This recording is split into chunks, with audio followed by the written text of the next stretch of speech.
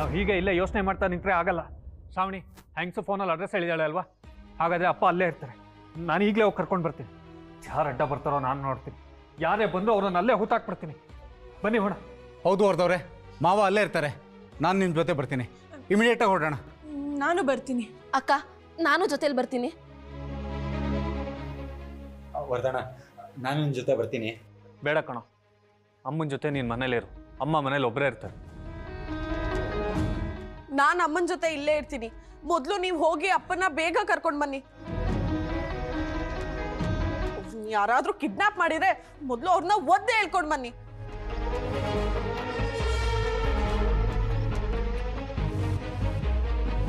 ಅತ್ತೆ, ನೀವು ಟೆನ್ಷನ್ ಮಾಡ್ಕೊಬೇಡಿ. ನೀವು ಇಲ್ಲೇ ಇರ್ತೀರಾ? ನಾವು ಹೋಗಿ ಮಾವನ ಕರ್ಕೊಂಡ್ಬರ್ತೀವಿ. ಹಾಂ ಹಾಂ ಅಭಿ, ನೀನೇನು ತಲೆ ಕೆಡಿಸ್ಕೋಬೇಡ. ನಿಮ್ಮ ಮಾವನ ಹೋಗಿ ಕರ್ಕೊಂಡು ಬಾ, ನಾವಿಲ್ಲೇ ಇರ್ತೀವಿ. ಪ್ರಭಾಕರ್ ಅವ್ರನ್ನ ನಾನು ನೋಡಬೇಕು. ಅವ್ರು ಬಂದಮೇಲೆ ಮಾತಾಡಿಸ್ಕೊಂಡೇ ಹೋಗ್ತೀನಿ. ಅಮ್ಮ, ದೊಡ್ಡಪ್ಪಗೇನು ಆಗದೆ ಇರಲಿ, ಮನೆಗೆ ಅವ್ರು ಸೇಫಾಗಿ ಬರಲಿ ಅಂತ ದೇವ್ರ ಹತ್ರ ಬೇಡ್ಕೋತೀರಾ? ನಾವು ಬಂದಿದ್ದೆ ಆ ಕಾರಣಕ್ಕಲ್ವ ಪುಟ್ಟ. ಈಗ ಗೊತ್ತಾಗ್ತಾ ಇದೆ ಸಾವಿನ ನೆರಳು ಯಾರ ಮೇಲಿತ್ತು ಅಂತ. ಎನಿವೇಸ್, ಎಲ್ಲ ಒಳ್ಳೇದಾಗ್ತಾ ಇದೆಯಲ್ಲ. ಇದೆಲ್ಲ ನೋಡಿದ್ಮೇಲೆ ಅನಿಸ್ತಾ ಇದೆ ಪ್ರಭಾಕರ್ ಅವರು ಸೇಫಾಗಿ ವಾಪಸ್ ಬಂದೇ ಬರ್ತಾರೆ ಅಂತ.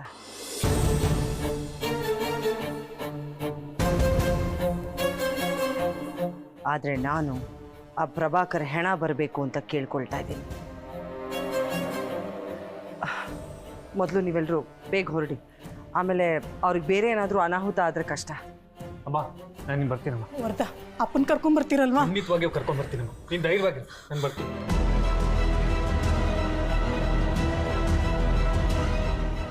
ಅದಕ್ಕೆ ನಾನು ಬರ್ತೀನಿ. ಅದೇ ಬೇಡ, ಅವ್ರು ಹೋಗ್ತಿದಾರಲ್ಲ ಬಿಡು. ಇಲ್ಲ ಮನ್ವಿ, ನಾನು ಅವ್ರ ಜೊತೆ ಹೋಗ್ಬೇಕು ಅಂತ ಅನಿಸ್ತಿದೆ. ನಿನ್ಗೆ ಸಮಯ ಸಂದರ್ಭ ಒಂದು ಅರ್ಥ ಆಗಲ್ವಾ? ಅಲ್ಲಿ ಹೋಗಿ ನೀನೇನ್ ಮಾಡ್ಬೇಕು? ಬೇಡಮ್ಮ ಅತ್ಯ, ಅವರೆಲ್ಲ ಹೋಗಿದಾರಲ್ವಾ, ನೀನು ಸುಮ್ಮನೆ ಇರು. ಸುಕನ್ಯಾ ಅವರೇ, ನೀವು ಮಾಡಿರೋ ಪೂಜಾ ಫಲ ಪ್ರಭಾಕರ್ ಅವರು ಎಲ್ಲಿದ್ದಾರೆ ಅಂತ ಇವತ್ತು ಗೊತ್ತಾಯ್ತು. ಇನ್ನು ಅವ್ರ ಮನೆಗೆ ಬರೋದು ಒಂದೇ ಒಂದು ಬಾಕಿ. ಈಗಲೂ ಯಾಕೆ ಟೆನ್ಷನಲ್ಲಿದ್ದೀರಾ? ನಗ್ನಗ್ತಾ ಅವ್ರನ್ನ ಸ್ವಾಗತ ಮಾಡ್ಕೊಳ್ಳೋದಕ್ಕೆ ರೆಡಿ ಇದೆ. ನಿಮ್ಮ ಬಾಯಾರಿಕೆಯಿಂದ ಹಾಗಾದ್ರೆ ಅಷ್ಟೇ ಸಾಕು ನನಗೆ.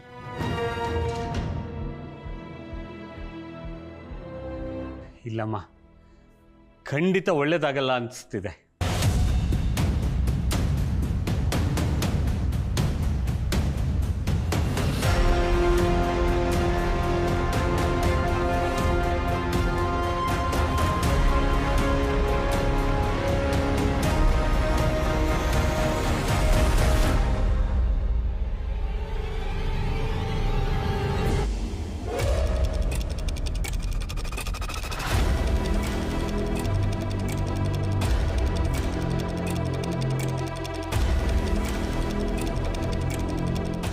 ಅಭಿ, ಹೀಗೆ ಸ್ಟ್ರೈಟ್ ಹೋಗ್ತಾ ಇರು.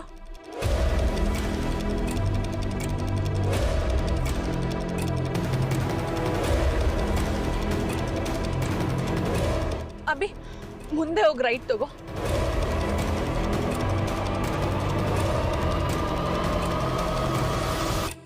ಬಿಂದು ಅವರೇ, ನಿಮಗೆ ಮಾವ ಏನಾದರೂ ಹೇಳಿದ್ರಾ?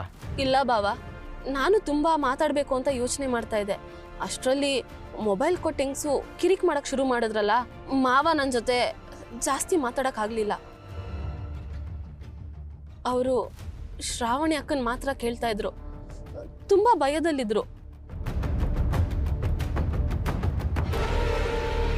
ತುಂಬ ಅರ್ಜೆಂಟಲ್ಲಿ ಮಾತಾಡ್ತಾ ಇದ್ರು.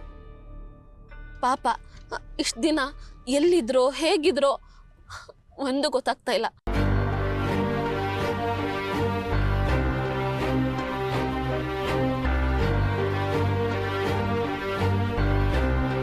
ಯಾರು ಚಿಂತೆ ಮಾಡಬೇಡಿ, ಮಾವ ಸಿಕ್ಕೇ ಸಿಗ್ತಾರೆ. ನಾವು ಅವ್ರನ್ನ ವಾಪಸ್ ಕರ್ಕೊಂಡು ಹೋಗೋಣ. ಹಬ್ಬ ಸಿಕ್ಕಿದ ತಕ್ಷಣ ಮೊದಲು ಅವ್ರಿಗೆ ಕ್ಷಮೆ ಕೇಳಬೇಕು. ಯಾವತ್ತೂ ನಿಮ್ಮ ಜೊತೆ ಜಗಳ ಆಡಲ್ಲ, ಯಾವತ್ತೂ ನಿಮ್ಮ ಜೊತೆ ಕಿತ್ತಾಡಲ್ಲ, ಯಾವತ್ತೂ ಬೈಯಲ್ಲ ಅಂತ ಹೇಳಿ ದಯವಿಟ್ಟು ಮನೆಗೆ ಬನ್ನಿ ಅಂತ ಹೇಳಿ ನಾನು ಮೊದಲು ಮನೆಗೆ ಕರ್ಕೊಂಡ್ಬರ್ಬೇಕು.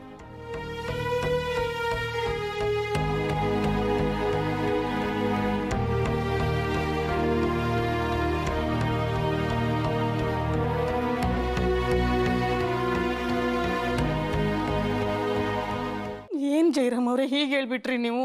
ಮತ್ತಿನೇನಮ್ಮ, ಪೂಜೆ ಸಂಪೂರ್ಣವಾಗಿ ನಡಿಬೇಕು ಅಂತ ಹೇಳಿದ್ರಲ್ವಾ?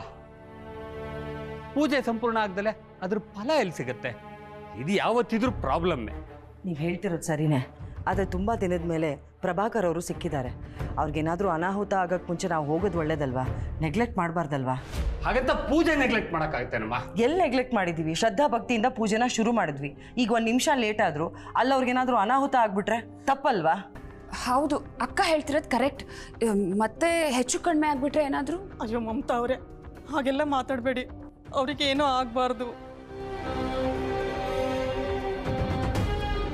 ಪುರೋಹಿತ್ರೆ, ನೀವೇ ಏನಾದರೂ ಮಾಡಿ. ಪೂಜೆಯಿಂದ ಎದ್ದು ಹೋಗ್ಬೇಡಿ ಅಂತ ಹೇಳಿದ್ರು ಕೂಡ ಕೇಳಲೇ ಇಲ್ಲ, ಎಲ್ಲರೂ ಎದ್ದು ಹೋಗ್ಬಿಟ್ರು. ಈಗೇನು ಮಾಡೋಕ್ಕಾಗತ್ತಮ್ಮ? ನಿಮಗೆ ಸಮಸ್ಯೆ ಇದೆ ಅಂತ ತಾನೇ ಪರಿಹಾರ ಮಾಡ್ತಾ ಇರೋದು. ಈ ಪರಿಹಾರದ ಸಮಯಕ್ಕೆ ನೀವೇ ಸಮಸ್ಯೆ ಮಾಡಿಕೊಂಡ್ರೆ ಹೇಗೆ? ನಿಮ್ಮ ಸಮಸ್ಯೆ ಹೇಗೆ ಪರಿಹಾರ ಆಗತ್ತೆ?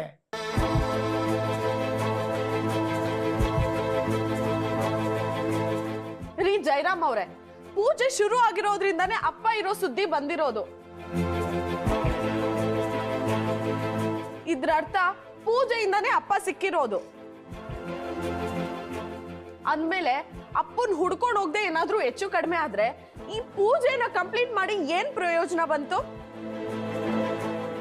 ನೀವ್ ಮಾತಾಡ್ತಿರೋದ್ರಲ್ಲಿ ಲಾಜಿಕ್ಕೇ ಇಲ್ಲ. ಈ ಲಾಜಿಕ್ಕು ಗೀಜಿಕ್ಕು ಗೊತ್ತಿಲ್ಲ ಅಮ್ಮ. ಪೂಜೆ ಸಂಪೂರ್ಣವಾಗಿ ಮುಗಿದ್ರೆ ಮಾತ್ರ ಮ್ಯಾಜಿಕ್ ಆಗೋದು, ಇಲ್ಲ ಅಂದ್ರೆ ಅಷ್ಟೇ ಕತೆ.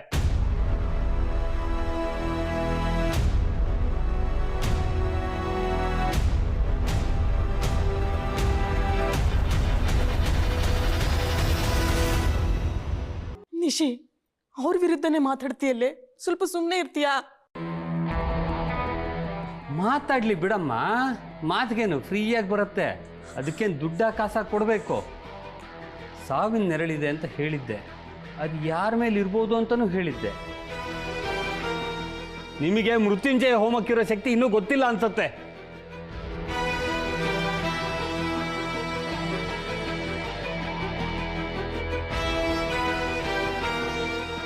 ಮೃತ್ಯುಂಜಯ ಹೋಮ ಯಶಸ್ವಿ ಆದರೆ ಪ್ರಾಣ ಉಳಿಸತ್ತೆ.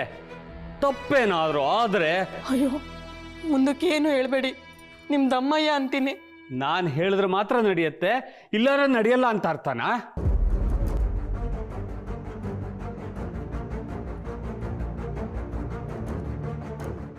ಇದೆಲ್ಲ ಆಗಿದ್ದು ನನ್ನಿಂದಾನೆ. ಸತ್ಯನ ಮುಚ್ಚಿಟ್ಟು ಮಾವನ ಪ್ರಾಣಕ್ಕೆ ಆಪತ್ತು ಅಂದ್ಬಿಟ್ಟೆ. ಛೇ, ಹೇಳಿ ನಾನು ಪಾಪಿ ನಾನು.